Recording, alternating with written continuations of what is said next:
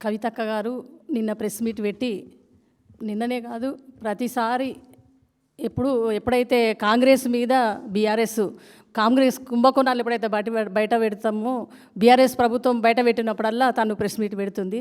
కానీ ప్రతిపక్షంలో ఉన్న పార్టీ మీద ప్రెస్ మీట్ పెట్టి విమర్శలు చేస్తుంది. అది బాధాకరము. ఎందుకంటే తను కూడా తను బీఆర్ఎస్ పార్టీలో పుట్టి పెరిగింది, బీఆర్ఎస్ కుటుంబమే తను బీఆర్ఎస్ పార్టీలో తను అన్ని పదవులు అనుభవించి ఒక పార్లమెంటు సభ్యురాలుగా, ఒక ఎమ్మెల్సీగా ఎంతో గౌరవము, ఒక ముఖ్యమంత్రి కూతురుగా ఆమెను మేము నెత్తిలో పెట్టుకున్నాం. ఆమెను గౌరవించినాము. ఆమె అంటే చాలా గౌరవం, ఇప్పుడు కూడా గౌరవమే ఆమె అంటే.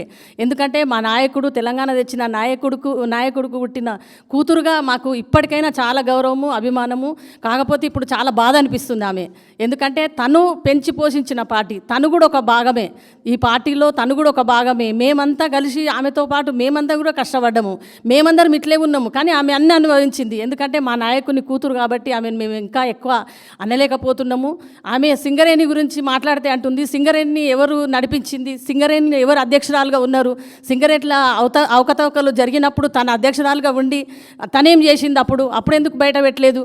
ఇప్పుడు ప్రశ్నించడము, ప్రశ్నిస్తున్న బీఆర్ఎస్ మీద కౌంటర్ ఇవ్వడం ఏంది అసలుకు? ఇది మాకు చాలా బాధగా ఉంది.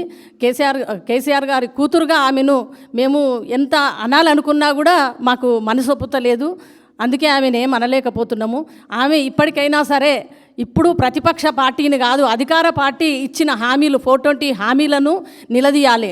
మహిళలకు ఎవరికైతే రేవంత్ రెడ్డి గారు, ఇప్పుడున్న ముఖ్యమంత్రి గారు ఏ విధంగా మోసం చేసి అధికారాన్ని అనుభవిస్తున్నాడో, ఆ మహిళలకు ఇచ్చిన హామీలను నెరవేర్చాలని చెప్పని ఆమె పోరాటం చేస్తే ఆమెను ఇంకా గౌరవిస్తాము.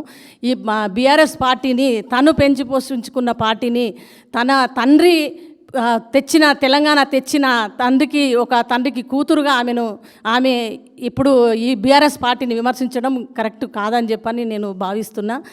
కవితక్క, నీ మనసు మార్చుకో.